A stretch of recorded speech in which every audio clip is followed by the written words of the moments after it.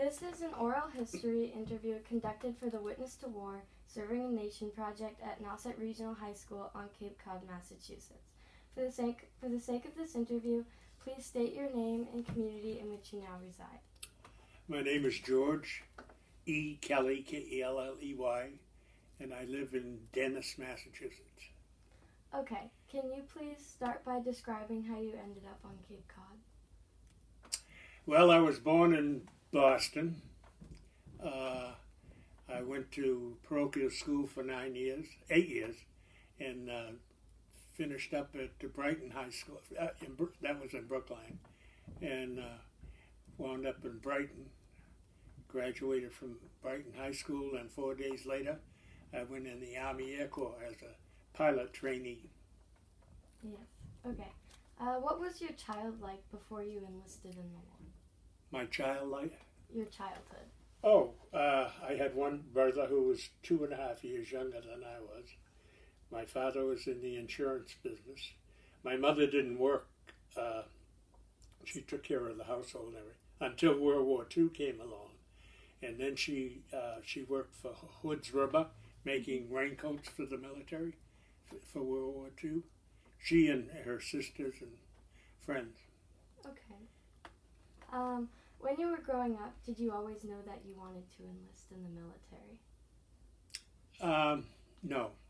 My father was in the Navy for World War I, and I had taken all the tests for Navy pilot and passed them. And this was in my senior year of high school, and they closed the program with the Navy, so I immediately went down and took the testing for the Army Air Corps and passed those. So that became my goal at the time. Everyone was in, it was World War II, and every family was involved. Yeah. As a child, what was your understanding of war? Well, in my day, we had ancient history. So it started out with ancient history and what transpired. And I had a few comments from my father, from World War I. And everyone had the spirit. Everyone was enthusiastic about supporting the country. Okay. When you enlisted, what made you decide to go into the Air Force? Well, I loved... I started driving a car when I was 11. My dad used to take me over by the cemetery room, put a soft hat on me, sit on a pillow, and I loved everything mechanical. The day I was 16, I went down to 100 Causeway Street in Boston and got my driver's license.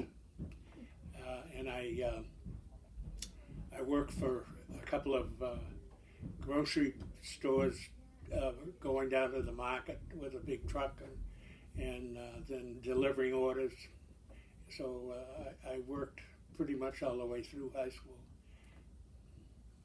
Okay. What were your family's feelings when you enlisted in the Air Force? Well, as I said, everyone had the spirit ever since December 7th, 1941.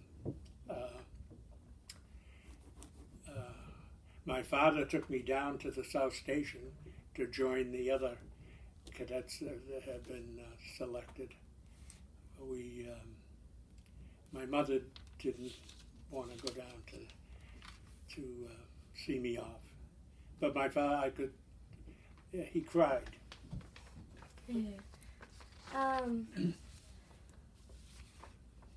So, how did joining the military affect some of your relationships at home?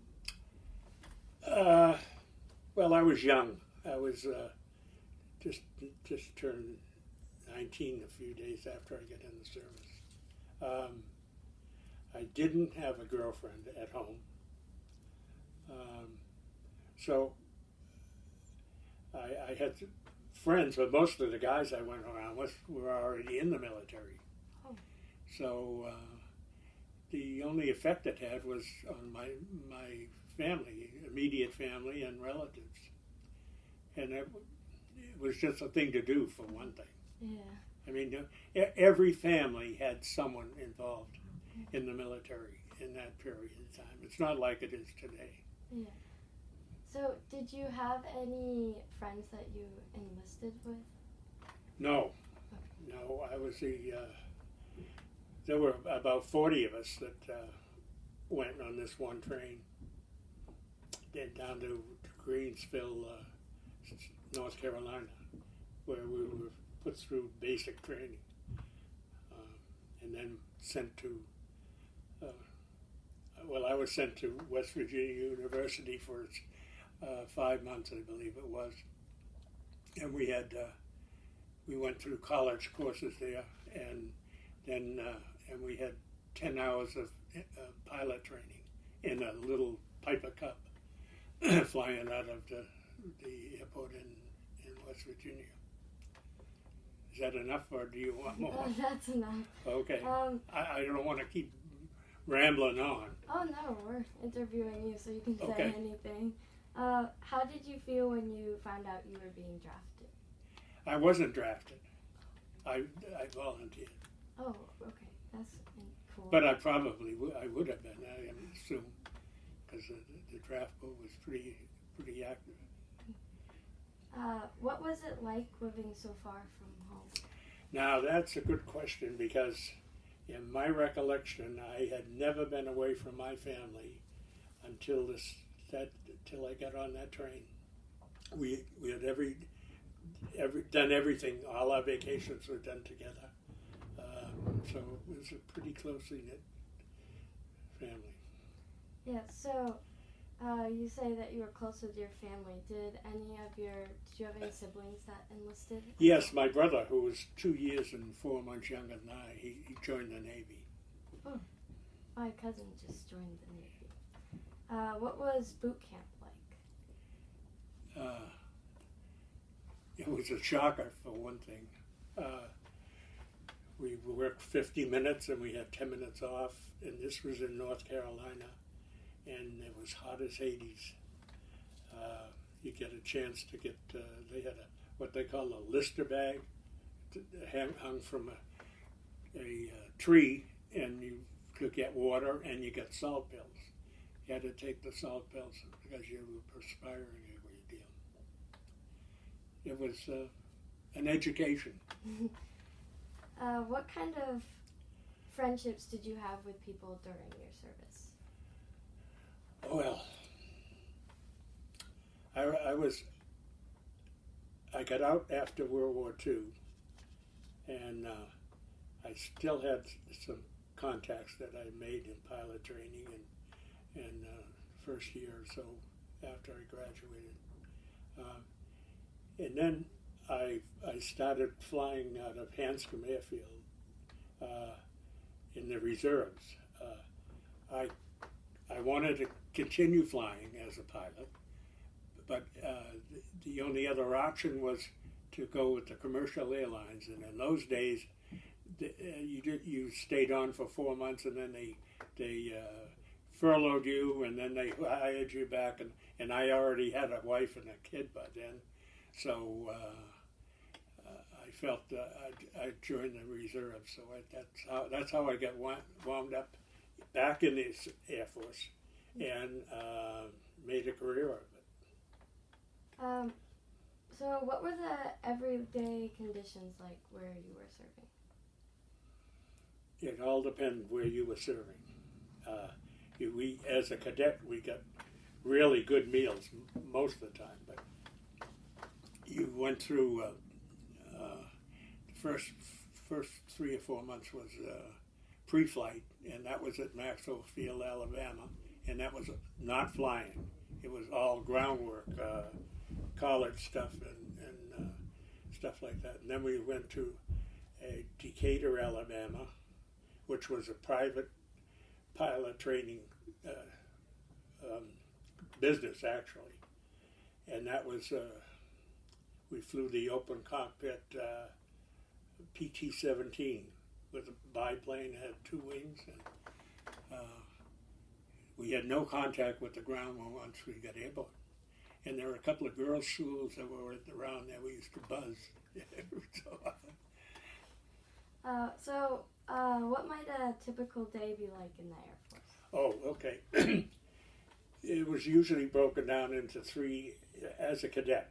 Now, it was different after you got your wings, but as a cadet, you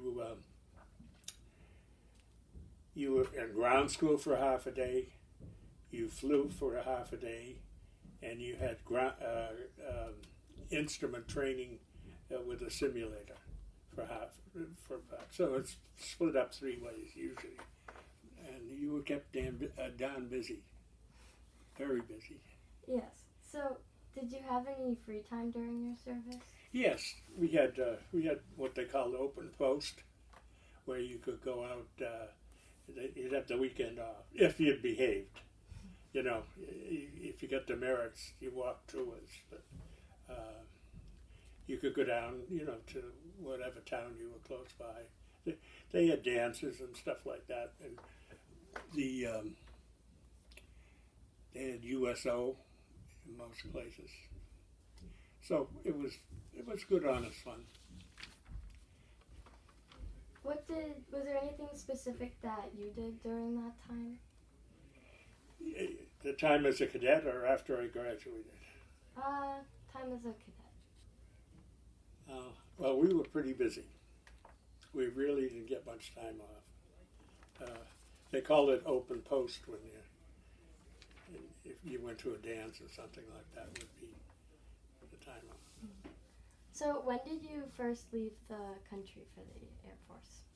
I never left the country for the Air Force.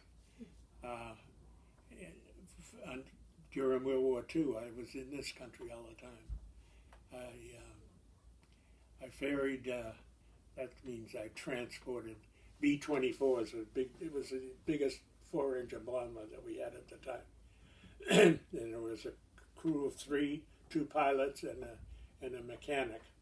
And the first job we had, we were waiting for an assignment to go overseas, first to Europe, and then VE Day came, and then went back to Lincoln, Nebraska to get a crew to go over to the Far East, and then the war was declared over.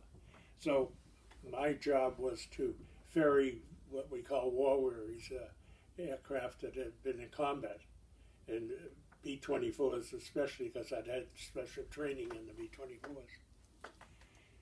So, and then I did that until I was told I was eligible to get out, which I did. I was anxious to get out, actually. Yeah. So then how long did you spend fighting in the war? Well, I didn't really fight in the war, in World War II, because I graduated in December of 1944 to the pilot training. So the closest I got to combat in those days was flying the aircraft. What they would do in Europe when VE Day came, they put 2 crews on a B-24 and send them back to Bradley Field, Connecticut here. And I would pick one up at Bradley Field and fly it mostly to Tucson, Arizona, where they pickled them. They jacked up the things and seasoned them so they could be put back into active duty. Can you describe what VE Day is? Yeah, I'm sorry, that's Victory Europe. And VJ Day was Victory Japan. Yeah, sorry. Yeah. So what was the hardest decision you had to make during your service? Well, I had several emergencies while flying, but I've got about 5,000 hours, and mostly in large aircraft. I don't have much single engine time. Of the 5,000, half of it's in 4-engine and half in twin engine. We've had incidents in the aircraft and stuff like that. So what was the question now? The question was, what was the hardest decision you had to make?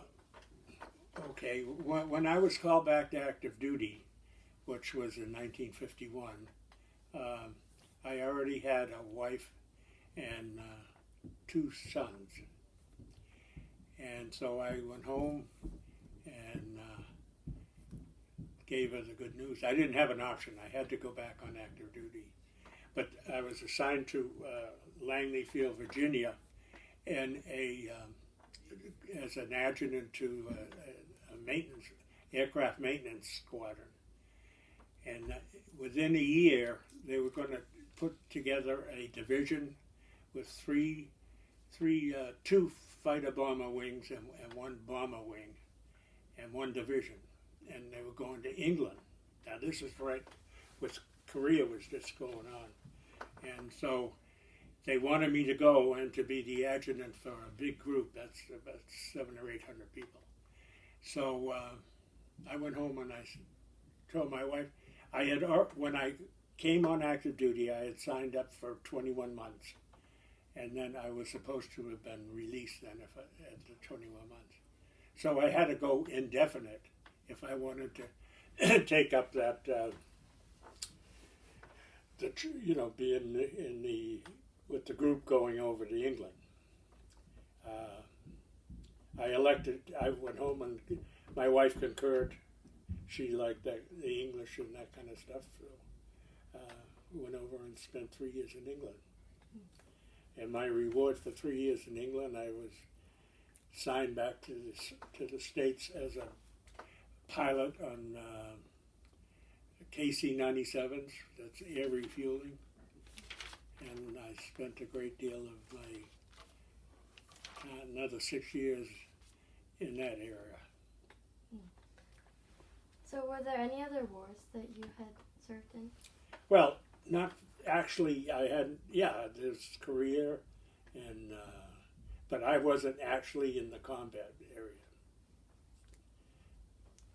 Okay, so what is a B-24 again? A B-24? Yeah.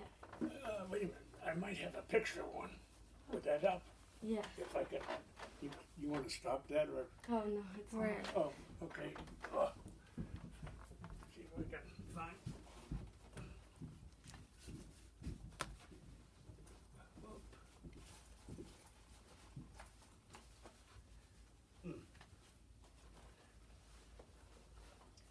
I guess it must be a mic. No, here. I don't know if I can pick out it.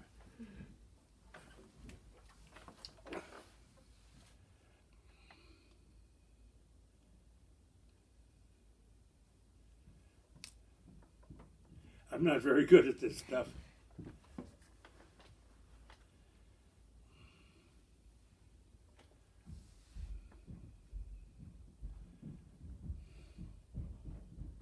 It never seems to want to do exactly what I want it to do.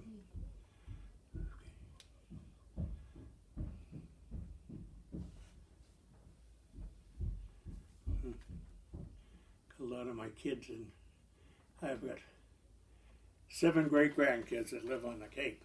Oh, really? And gosh. Has anyone in your family enlisted since you did? Well, my brother did. He went enlisted in the Navy, but he never went back after he had spent his time in there. Huh. Come on.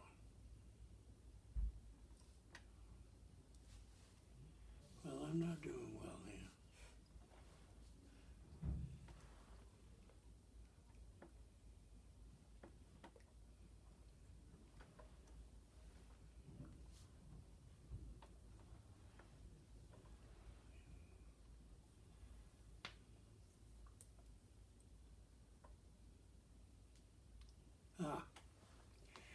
That's a B-24, what you can see of it. Oh, wow. If you ever go over, they have them fly here once a year usually. Yeah, so is this after you had served, this photo? Yeah, this is since I've been back here. Mm. Yeah. Actually, I flew in this particular airplane from from Hyannis to Plymouth when they restaged them over there to run. They had the static display like this, but you could also sign up and pay to take a trip in it. Short trip. Mm. So earlier you had said that there were some incidents on the aircrafts. What might... Emergencies. Oh, okay. Yeah. Were there When you're with all that mechanical stuff, there's always something going wrong. So what were some of your responsibilities when you were a pilot? Whatever the mission was, you had it. But I didn't just fly airplanes. Part of my service was a total of 4 years was in administration. I flew every month and all that stuff, but my primary job was behind a desk as an adjutant and personnel officer. Mm. And then I had another tour with Strategic Air Command, and we ran exercises in penetrations into the United States, all throughout the whole United States, and we had scramble fighters, and we fought a war, and then we went back into the tapes and saw what worked and what didn't. Mm. I did that for 4 years. And the last job I had, I ran the Command and Control Center at Elmendorf Air Force Base, which is in Alaska, Anchorage, Alaska. That was a busy time. Yeah. So what is your favorite experience from serving? Well, I think it's the comradeship with the people that you work with. Hopefully you had a worthwhile mission. You know, whatever your assignment was really necessary and worked out. You can continue. Yeah. I'm guessing that's pretty much it. Okay. Did you have a specific mission that you enjoyed the most? Well, I got a couple of thousand hours flying air refueling at all over the world, actually. In Strategic Air Command, you went 90 days TDY, that's temporary duty, someplace in the world, not a choice place. North Africa, Goose Bay, Labrador, a couple of times in North Africa. The Azores, there for at least a half a year, which meant you had to leave your family. And that was the part that wasn't enjoyable. But even then, I was the plans officer for our squadron. So I knew when we were going the next time before anyone else knew. So what jobs did you do in North Africa and Alaska? Well, in Alaska, which was the last assignment I had, I ran the Command and Control Center, which is the nerve center of an installation. And you had control over all the aircraft that flew out of Elmendorf. I had 5 or 6 pilots all the time, plus NCOs. We ran a 24-hour day, 7-day operation. Only time I ever got away from the thing was when I went camping, because in those days we didn't have these, so they couldn't get a hold of you. So what might your worst experience be from your service? Well, one time we were staging 20 aircraft, or 21, from Lockburn Air Force Base, which is Columbus, Ohio, to Sidi Slimane, North Africa. And I was flying, I was an instructor pilot, and my whole crew were instructors other than the co-pilot. in this because you had a crew of 7, and we fanned out and rode with other crews. So I had to fly a crew because the pilot was very qualified, but he didn't have enough time to carry any passengers. He had to have certain requirements. So we got to Harmon in Newfoundland and Arrowan, that means remained overnight, and we took the 20 aircraft off. About 2 hours out, it was about an 11-hour flight. 2 hours out, my engineer reported that we had a belly full of fuel. We carried fuel in tanks within the plane, plus the tanks that were built into the airplane. So it was loaded with fuel, and so I said, well, there'll be no smoking except in the cockpit. And I got clearance when I was maybe the 12th aircraft in the stream.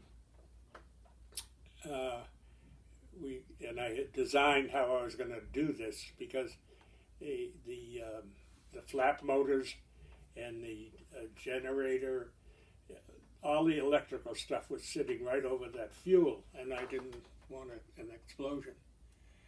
So we got a clearance, and we let down gently so that the fuel stayed fairly stable until it was time to go in for the final landing. And as I had to nose down a little, the fuel moved forward.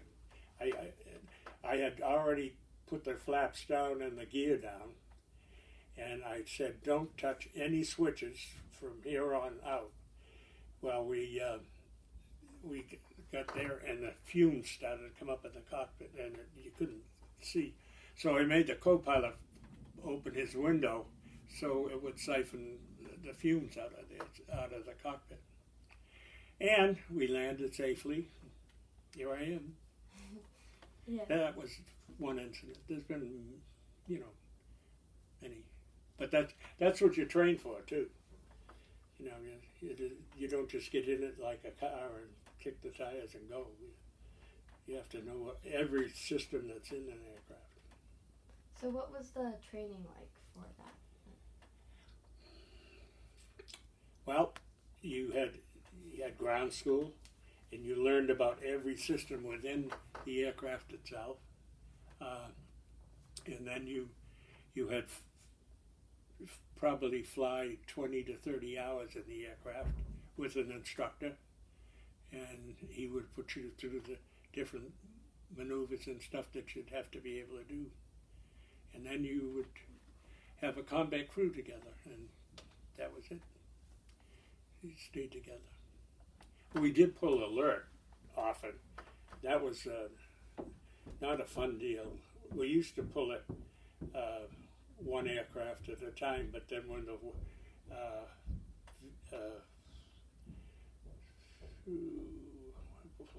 I'm trying to figure out which war it was, that we you were what we call married to your crew. You had a crew of 7, and they had a building made by the runway.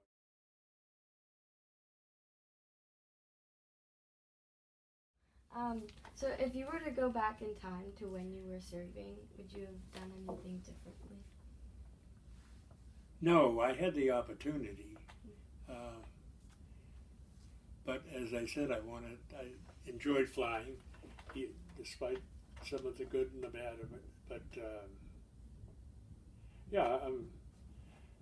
I think I made the right choices. There's no way to back up on them now. Yeah.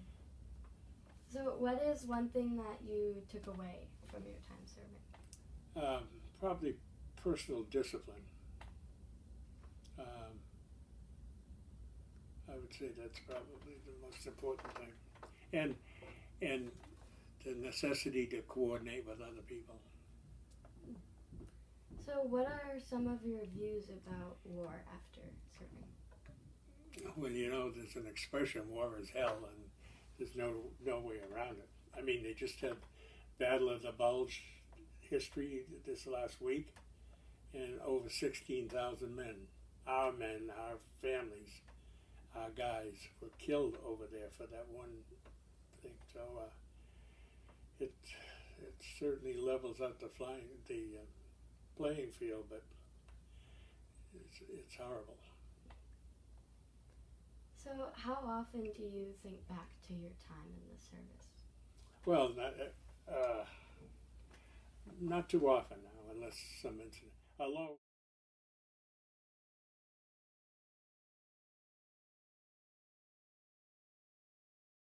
All right then. So, in conclusion to our interview today, is there anything else you would like to share about? no, I think it's quite interesting that you're doing this, Yeah. and it's educating all of us, us, the interview and the interviewer.